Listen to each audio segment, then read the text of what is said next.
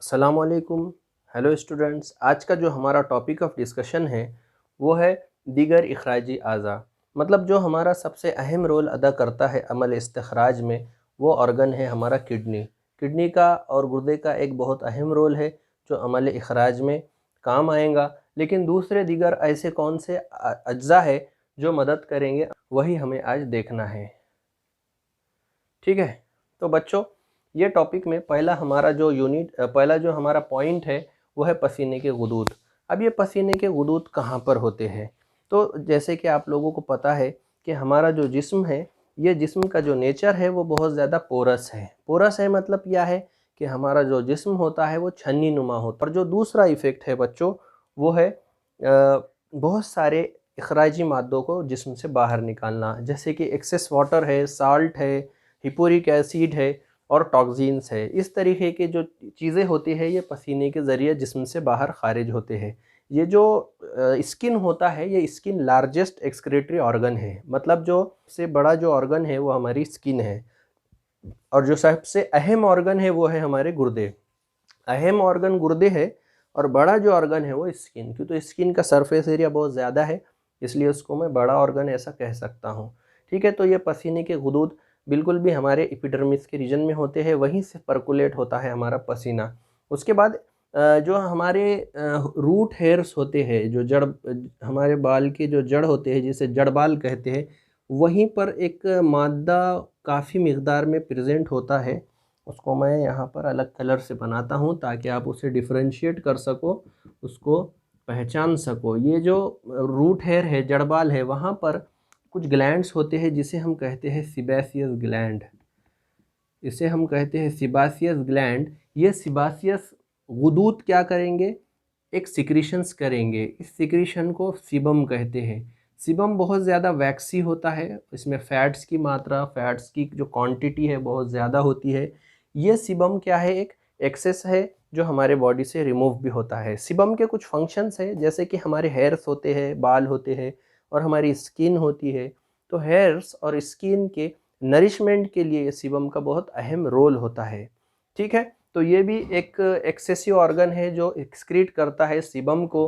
पसीना जो है तो बहुत सारे एसिड, टॉक्सिन्स और वाटर को एक्सक्रीट करता है। और तीसरा जो हमारा इम्पोर्टेंट एक्सेस पार्ट है, जो एक्स्ट्रा में है, जो एक्सक्रीशन में हेल्प करे, फेफड़े बतौर इखराजी उज़ू। अब फेफड़े क्या करेंगे? जाहिर सी बात है, हमारे जो फेफड़े होते हैं, लंग्स होते हैं, ये हमारे जो गैसेस है, ये गैसेस को एक्सचेंज करने में, गैसेस के तबादले में बहुत अहम किरदार अदा करते हैं। गैसेस के तबादले में होता क्या है? ऑक्सीजन हमारे जिस्म के अंदर आता है बाहर से, अतराफ से, और जो कार्बन डाइऑक्साइड है फेफड़ों के ज़रिए बाहर जाता है जिस्म के। तो कार्बन डाइऑक्साइड ये जायद गैस है, जहरीली गैस है हमारे जिस्म के लिए।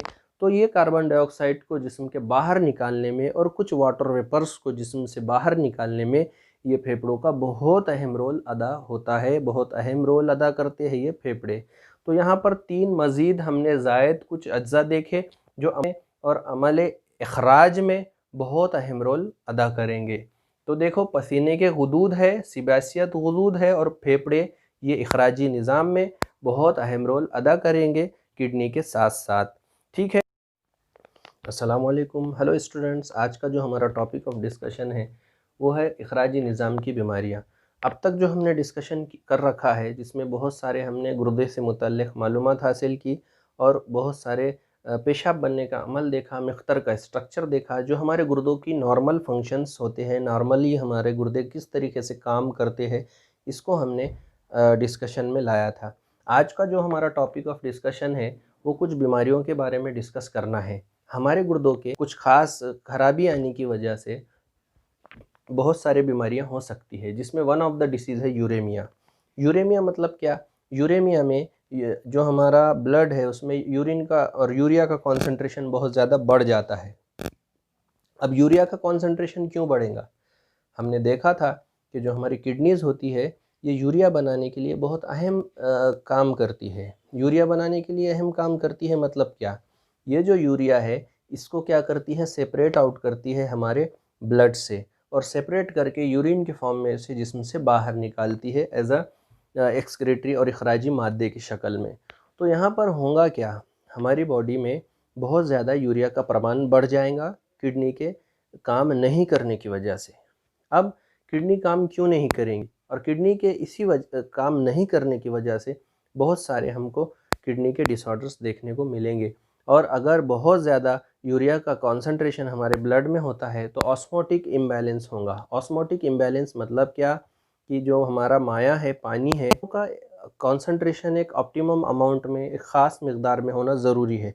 अगर उसमें हमको तब्दीली देखने को मिलती है तो वो नॉर्मल से हट के होगा। जो हयाती कीमियाई तामुलात में और जो हमारे लाइफ में जो प्रोसेस होते हैं ज़िंदगी को चलाने के लिए, जो जिस्म में कंटिन्यूसली कुछ ना कुछ अमलियात होते हैं, इसमें बहुत सारे डिस्टर्बेंसेस हमें देखने को मिलेंगे। तो किडनी के इस काम ना करने की वजह से जो यूरिया का कॉन्सेंट्रेशन और प्रमाण और अमाउंट बहुत ज़्यादा खून में बढ़ता है, तो उस केस में डॉक्टर्स क्या प्रिस्क्राइब करते हैं, क्या हमें मशवरा देते हैं। इसका प्रोसेस क्या है, ये मसनूई तौर से मसनूई किडनी के ज़रिए हम क्या करते हैं, जिस्म से फाजिल मादों को बाहर निकालते हैं। डायलिसिस का मैं यहाँ पर मेकानिज़म समझाता हूँ, इसका अमल समझाता हूँ।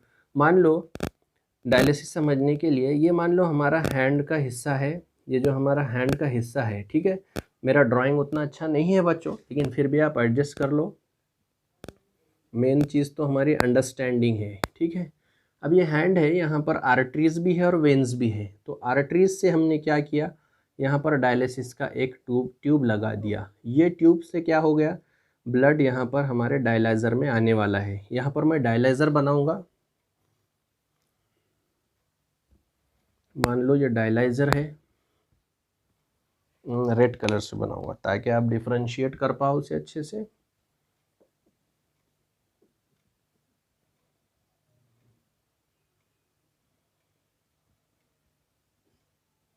ठीक है,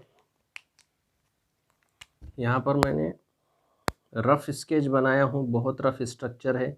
बस मुझे यहाँ पर अंडरस्टैंडिंग कराना है आपको, और कुछ भी नहीं। ठीक है, ये है हमारा। अब देखो यहाँ पे होता क्या, डायलिसिस का प्रिंसिपल समझाना है, पूरा कंस्ट्रक्शन नहीं किया। पूरा डायलिसिस का जो हमारा इक्विपमेंट्स होता है, असेंबली होती है, वो मैं पूरी तरीके से नहीं बना रहा हूँ यहाँ पर। यहाँ पर सिर्फ हमें पॉइंट जो देखना है वो ये पॉइंट है कि देखिए, ये हमने क्या किया, ब्लड्स को कनेक्ट किया हमारे डायलिसिस की मशीन से। जो आर्टरी थी, शरीयान थी, वो क्या किया, यहाँ पर खून को लाती है, डायलिसिस के डायलाइज़र में खून को लाती है, और ये वरीद तक खून को पहुँचाने के लिए यहाँ पर आउटलेट है, यहाँ से खून बाहर जाएगा। तो ये हमारे कंपार्टमेंट में खून आएगा, और ये कंपार्टमेंट में एक लिक्विड होगा, यहाँ पर कुछ माया होगा। इस लिक्विड को हम कहेंगे डायलाइजिंग फ्लूइड, इसे कहते हैं हम डायलाइजिंग फ्लूइड। और डायलिसिस के लिए जो फ्लूइड है, वो फ्लूइड यहाँ पर प्रेजेंट होगा इस असेंबली में। और ये जो फ्लूइड है, ये फ्लूइड में हिपेरिन लाइक सब्सटेंस होगा। क्या होगा, हिपेरिन लाइक सब्सटेंस होगा, जो क्या करेगा, हमारे खून को जमने से रोकेगा। एंटीकोगुलेंट है, यहाँ पर हिपेरिन लाइक सब्सटेंस भी ऐड किया जाएगा जब खून जिस्म से बाहर निकलेगा, तो ताकि हमारा जिस्म, हमारा खून क्लॉट ना हो, जम ना जाए। ठीक है, अब यहाँ पर ये जो कॉन्सेंट्रेशन है बाहर, जो ये डायलाइजिंग फ्लूइड है, इसका जो कॉन्सेंट्रेशन है वो सेम है एज लाइक ब्लड। ब्लड में जो कॉन्सेंट्रेशन है वही कॉन्सेंट्रेशन बाहर भी है। लेकिन यूरिया की अगर बात की जाए तो ब्लड में यूरिया का कॉन्सेंट्रेशन ज़्यादा है as compare to dialysing fluid. जो हमारा जो डायलाइजिंग फ्लूइड है, उस फ्लूइड के मुकाबले में ब्लड में यूरिया का कॉन्सेंट्रेशन बहुत ज़्यादा है। तो यहाँ पर होगा क्या, ये semi permeable membrane like structure होगा। यहाँ पर यूरिया हायर कॉन्सेंट्रेशन से लोअर कॉन्सेंट्रेशन के डायरेक्शन में जाएगा। जब यहाँ से आर्टरी के थ्रू ये खून के ज़रिए यूरिया बाहर आएगा, इस पाइप में आएगा, तो कॉन्सेंट्रेशन के चेंज होने की वजह से यूरिया हायर कॉन्सेंट्रेशन से लोअर कॉन्सेंट्रेशन में जाएगा। मतलब डायलाइजिंग फ्लूइड में कंटिन्यूसली यूरिया ऐड होते रहेगा, और ये इस पर्टिकुलर कंपार्टमेंट से जब ब्लड बाहर निकलेगा तो उसमें यूरिया का अमाउंट बहुत कम होगा। मतलब हमारे जिस्म से यूरिया इस डायलाइज़र में आ रहा है और फ्लूइड के ज़रिए सेपरेट हो रहा है, और जो वापस खून जा रहा है उसमें यूरिया का प्रमाण, यूरिया का अमाउंट, मिक़दार बहुत कम है। तो ये डायलिसिस में हम क्या करते हैं, यूरिया को जिस्म से बाहर निकालते हैं। अब ये डायलाइजिंग फ्लूइड में ये फ्लूइड का आउटलेट एक होता है और नया फ्लूइड यहाँ पर ऐड भी होता है। इसको मैं क्या करता हूँ, नए फ्लूइड के एडिशन को ऊपर लिखता हूँ और यहाँ पर आउटलेट है। आउटलेट बिल्कुल भी नहीं होता। तो यहाँ पर जो कॉन्सेंट्रेशन है यूरिया का वो कम ही रहता है और यहाँ पर हायर कॉन्सेंट्रेशन से लोअर कॉन्सेंट्रेशन में कंटिन्यूसली यूरिया सेपरेट भी होता है। यही प्रिंसिपल पे हमारे यूरिया का सेपरेशन होता है और इस तरीके से हमारे बॉडी में यूरिया का जो अमाउंट है वो किसी कदर कम होता है। इससे काफ़ी फ़र्क होता है। हार्मोन सिक्रीशन करते हैं जो ब्लड प्रेशर को काबू करने के लिए बहुत अहम किरदार अदा करते हैं। ठीक है, अब दूसरा पॉइंट है यहाँ पर पथरी। पथरी मतलब क्या, जो हमारी किडनी होती है, किडनी के पाइप होते हैं, जैसे कि मिख्तर का हिस्सा है नेफ्रॉन का, या फिर यूरेटर का पार्ट है, या फिर हमारे किडनी में पेल्विस का पार्ट है, तो कहीं भी अगर कैल्शियम ऑक्जेलेट या कोई और इनऑर्गेनिक सब्सटेंस के क्रिस्टल बनते हैं और सॉलिड स्ट्रक्चर बनते हैं तो उसे हम पथरी कहते हैं। उस पथरी की वजह से होता क्या है, उस पथरी की वजह से बहुत सारे डिसऑर्डर्स होते हैं।